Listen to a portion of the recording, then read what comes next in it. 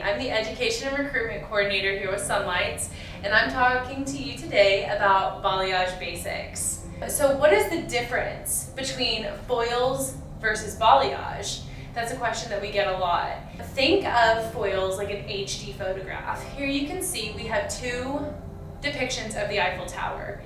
The foil version is going to be like an HD photograph. It's going to be super high def, super sharp imagery, very defined.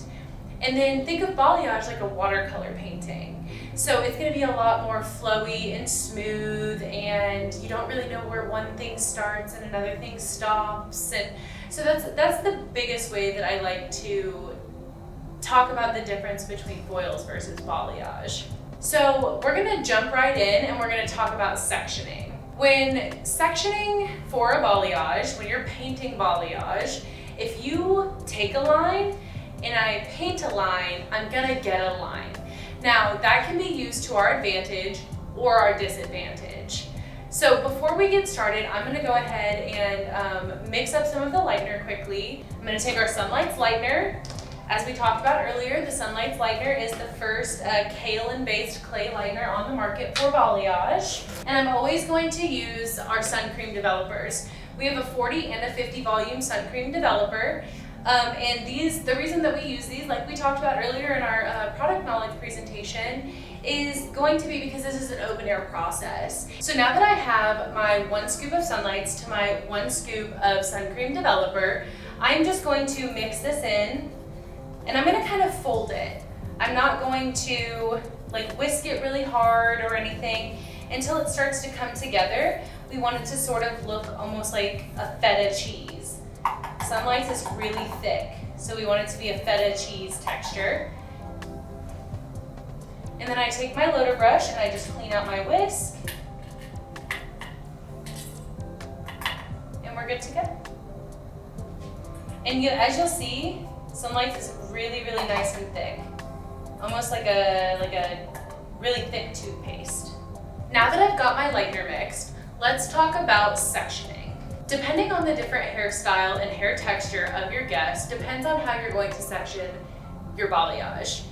For example, if you take a V parting, you're going to use that more in long hair, hair that our guests curl really often, maybe a foil conversion to a balayage, and anything in that realm. You're going to use a straight section parting for highlights and lowlights, a lot of brochet pieces, or foil strokes. We will talk about what some of the brush strokes mean later on in the presentation. If we take more of a U sectioning, that's going to be for shorter layers, bangs, and to ensure that we have travelers that go all the way through the hair from the top to the bottom to make sure that we do not have any spots at the bottom. If we take an inverted V or a triangle sectioning, that's going to be for bobs and to ensure that we have breaks in the hair and travelers as well. Now let's talk about brush strokes. There's only going to be a few different types of brush strokes that you are going to use when learning the Sunlights technique, and those few brush strokes are going to ensure that you are able to create any look that your guest is asking for. Let's first start with brochet. I'm always going to start my balayage sectioning off the part line, top of the head to the top of the ear. Top of the head to top of the ear. And that is to ensure that we are separating the back from the front. In the back, for this demonstration, and considering Colette has long layered hair, I'm going to start my sectioning with a V shape. Whenever we begin painting a brush stroke in balayage, we always have to make sure we're setting ourselves up for success by even just loading the product correctly. So as you'll see here, I'm going to go into the top left corner of my balayage paddle, and I'm going to lay the product down, smoothing it out as I go. I am then going to take my paintbrush and pick up my dome of product. The size of the dome is the size of the piece that you paint. Using the tail comb on the end of my paintbrush, I'm going to pick up a piece. Now, brochet means one. As you can see here, you're gonna get a lot of different looks from a brochet piece. You can make them really small and you can make them really big, and all of those have a different purpose. I'm just going to show you today how to paint those pieces. So as you can see here, I have taken my sectioning initially, and my subsectioning that I picked up to paint that piece is going to be a V. The reason for that V is to ensure that we have a cushion underneath the piece that we paint, and also to preserve the depth. Because what makes light look light? Dark. There are 3 main steps to painting a balayage piece: tap, rub, push. At the new growth area here, we are going to tap, which means I'm just going to lay the product down on that new growth area. I am never going to move away from the section of hair that I am painting until I like what I see. If I move down and try to come back up, I'm going to get messy. I'm going to take a little more product. Now I'm going to move on to my midsection, which is where I'm going to rub. I'm going to take a lot longer brush strokes here, really warming up that mid shaft of the hair, because as we know, the mid shaft of the hair is the coldest part of the hair. Making sure I really add in enough product. All right, to do the ends, I'm gonna put a dome on the end of my paintbrush. I'm gonna lock it in on the back end of that piece there, so now I've got control of it. I'm gonna lay it diagonally across my paddle, and I am going to paint all the way down, using the texture on these balayage paddles to really comb the product through the back of the hair. And I'm just gonna lay that piece down, just like that. Here's a clip of me just doing a brochet piece in real time.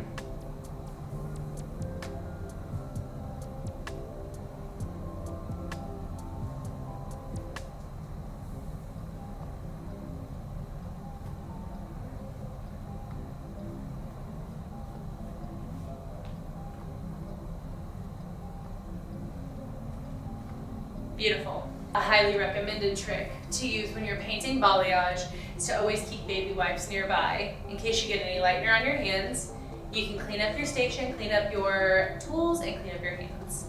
So we discussed cleanliness just now with the baby wipes. Cleanliness in balayage is incredibly important. I always like to say that our paintbrush, we call her the queen, and you have to keep your queen clean. Because if your queen gets messy, then her court gets messy, and if the court is messy, then the kingdom falls. So the next thing that I want to talk about is foil strokes. Foil strokes are a different type of brochet piece. And with foil strokes, you can create really tiny pieces of brochets to mimic foils with a softer grow out. Foil strokes are also really great for that high-low effect that you're going for. If you need to add low lights into your balayage, you're gonna wanna do it a lot of times using a foil stroke. Let me demonstrate a foil stroke and what that would look like for you. Ensuring that my paddle is properly loaded and my product is nice and smooth, I'm going to take my dome a lot smaller. I'm gonna take a little bit of a thinner but wider section, similar to how we'll take crochet sections in the next few minutes when we talk about crochet pieces.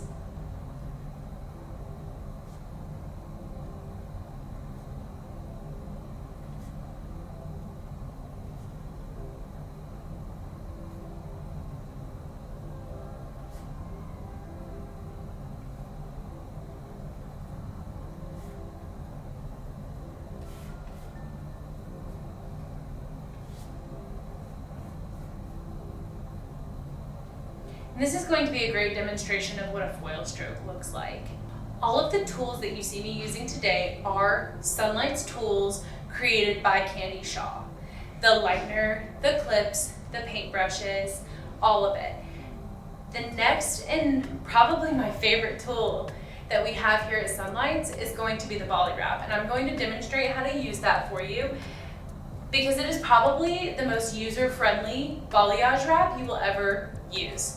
Our balayage wrap comes on our Bali stand in this little roll here, and it's perforated. So if I just set this down right here, I can pinch and tear a square every time. And just lay it on just like that. Let me demonstrate one more time. Pinch and lay. Because our Bali wrap does not contain some of the other gums and things that true saran wrap does contain, this wrap does not stick to itself. I can crumple it up in a ball and pull it apart and it will lay here just fine. The next brush stroke that we're going to talk about is going to be the crochet. For this crochet demonstration, I'm going to take a straight across sectioning because I want to paint it really big for you and I want you to be able to see what a crochet looks like on its own. So you see here, now I've got my section. I'm just going to clip this hair out of the way and we're going to paint our crochet piece. As you can see here, there are a number of different ways to paint a crochet piece, and it's incredibly versatile. You can paint asymmetrical pieces to create depth and dimension. You can do 2 crochets, which is going to be your standard V section that you see a lot of times online as your standard balayage, but you can add as many pieces to a crochet as you want depending on the look that you're going for as well. Here I'm going to demonstrate just a standard crochet piece. As always, before I paint a new piece, I'm always going to ensure that my paddle is loaded properly.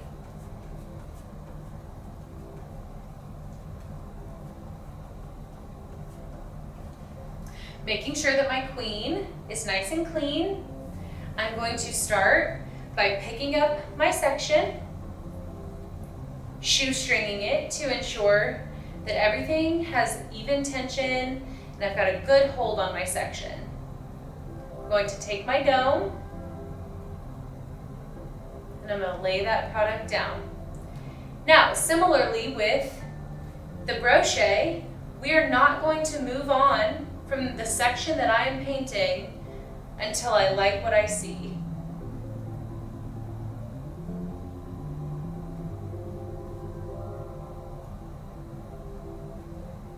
I like our section 1.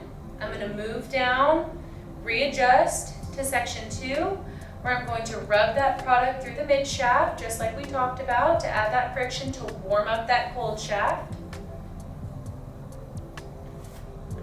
I'm going to start to bring these 2 pieces together. Now, you'll see that I always keep one side of my brush clean. That is to feather that product up just a little if I need to. Lock, lay, and paint. Oh, well, my petal is empty of product. That's okay. I'm going to grab my loader brush and just finish off that section and lay it down just like that. What's really great about a crochet piece that I think is super important to keep in mind is it is incredibly customizable, as is the rest of our balayage techniques. I can cross these over higher up if I want less dimension on the ends, or farther down if I want more dimension through the ends of the hair. I can vary where my points start, or I can bring them down lower if the guest wants a more rooted look. So just understanding the look that you're going for will help you understand your placement. Here are several different demonstrations of how crochet can be used. As you can see, they all have varying heights of where those pieces lay. In the after photos, directly underneath each one, you're going to see the end result for those. In the middle there, you can see that the crossover is a lot higher than it is on the other 2.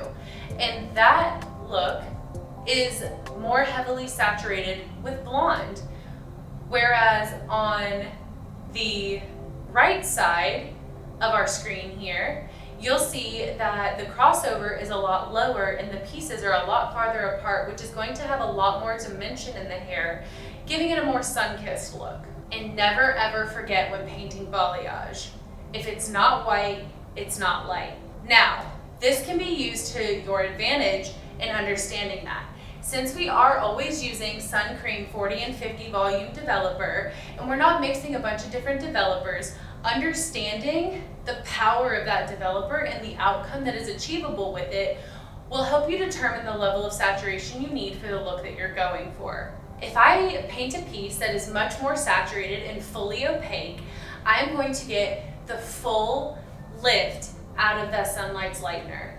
If I have any kind of transparency to it, I'm going to have less lift, which is great because if I do less opacity or less saturation on the new growth area and heavier saturation at the ends, that may give us a little more of a dimensional ombre look. So understanding why saturation is so important and having good saturation will set you up for success when doing a balayage. Moving on, we're going to talk about the crossover.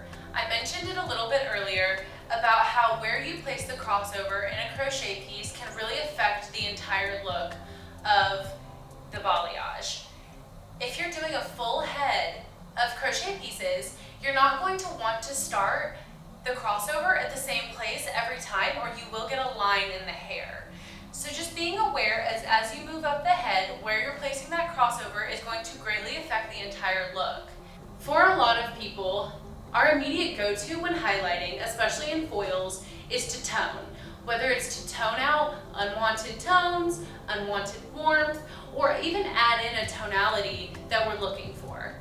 Personally, when I'm at the chair, for a lot of my natural balayage girlies, all the ones who want the summer sun-kissed, natural, grows out nice, low maintenance look, you will always find me using Violet or Blah at the shampoo bowl and no toner. Our Violet and Blah toning shampoos are so powerful that you're not going to need anything else except to send your guest home with our 12-ounce Violet or Blah retail sizes for maintenance at home. Skimming is a brush stroke we often use when doing our balayages to create a baby light effect. You're going to get a lot of softness and a little bit of lift from this skimming technique. You can do this on the new growth to get a more all over lighter look, or for example, let's say your guest has an existing color, existing toner, maybe a little bit of dinginess from the summer chlorine or the salt water and they're blonde at their ends.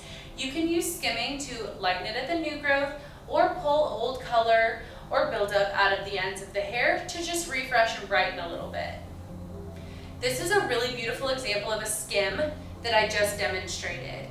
You do not want heavy saturation like we've discussed with the brochet and the crochet when doing a skim, or you're going to get just a heavy block of color right here. This is meant for when it is washed, dried, you've put a little Violet or Blah on it, and when it comes apart and pulls apart like this, you can see that it's just going to create a really beautiful baby light effect in the hair. This is also a really great technique to use when you're doing vivids. And I actually have here a really amazing clip of Candy demonstrating a skim. So let's all take a look together.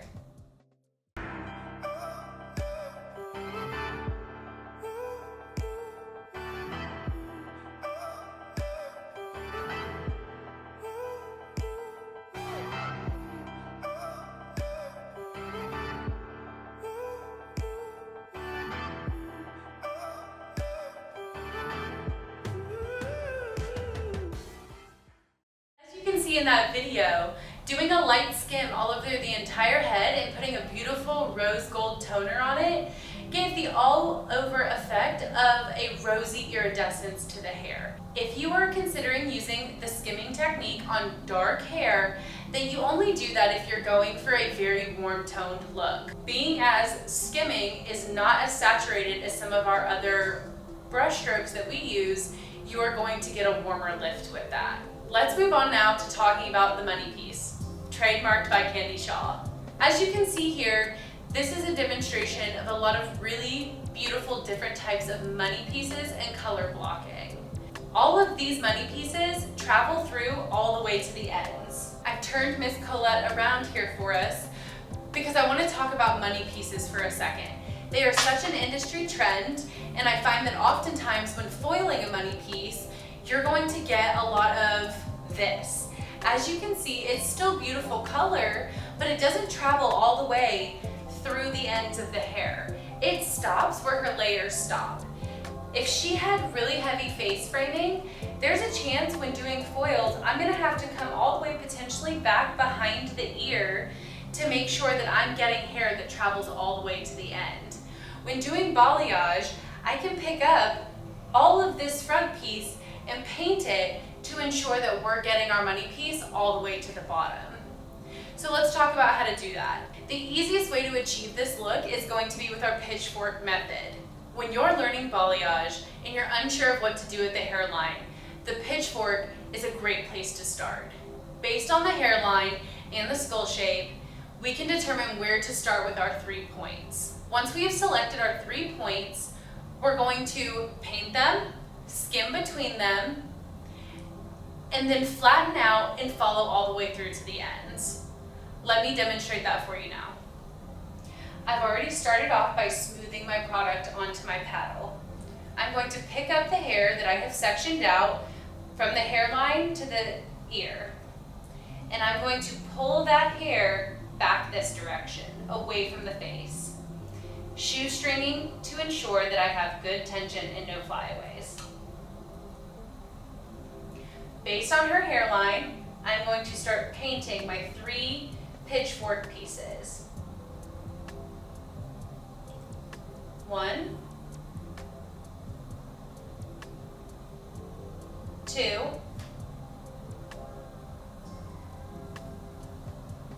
3. I'm now moving on to section 2, where I'm going to lengthen these just a little bit.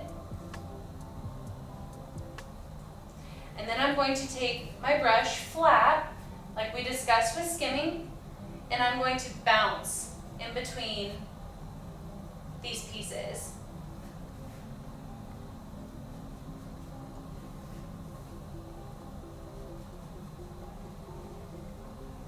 Now I can take my loader brush if I wish and finish painting all the way down to the ends of the hair. Oftentimes, if they have pre-existing balayage, you don't need to go past this point because they have existing highlights here. Maybe we just skim through the ends a bit to bump out any old tones or buildup that might be in the ends of the hair. Now that you've learned about all the different brush strokes we use in balayage, let's talk about timing. In our home-based salon in Jameson Shaw Hairdressers, all of our timing is pretty standard. Each of us are able to complete a full balayage from anywhere between 10 minutes and an hour, depending on the look that we're going for. Oftentimes with shorter hair, such as pixies or even men's cuts, should they want a little bit of extra lightness to their hair, we're able to do those in 10 to 15 minutes. Whereas in longer hair, something longer than mine, it may take us about 30 or 40 minutes to paint that, but never more than an hour. That is a goal that is really, really easy to work towards to ensure efficiency at the chair and that your guests are getting in and out with quality work. Now that you've learned about all of the Sunlight's product line, from the wet line to the styling line to the professional use chemical services line, let's talk about the bundles. There are so many bundling options that you can get through Sunlight's, as well as our Sunlight's Rewards Club. The more products you buy with Sunlight's, the more rewards that you receive. Some of our top rewards even include free education. And who doesn't love free education? Speaking of education, if you would like more education but you haven't quite hit that top tier in our Sunlight's Rewards program, you can host a class in your salon for as low as $199 a person. I mean, that's a steal. A full day class with one of our 50 national Sunlight's educators. And in the spirit of talking about education, I would be really disappointed in myself if I didn't talk about our incredible master classes that we host here at our academy in Atlanta 4 times this year in 2024. 2 balayage and 2 French cutting master classes. These are a 3-day experience where you spend all 3 days with Candy Shaw diving deep into balayage or French cutting, taking live models, and absorbing all of the education that Sunlights has to offer. If you would like to be more involved with Sunlights, receive more free education, or just see what we're up to here over at Sunlights Professional, follow our social media accounts. Thank you for attending my class, and we hope to see you at the next one. Bye.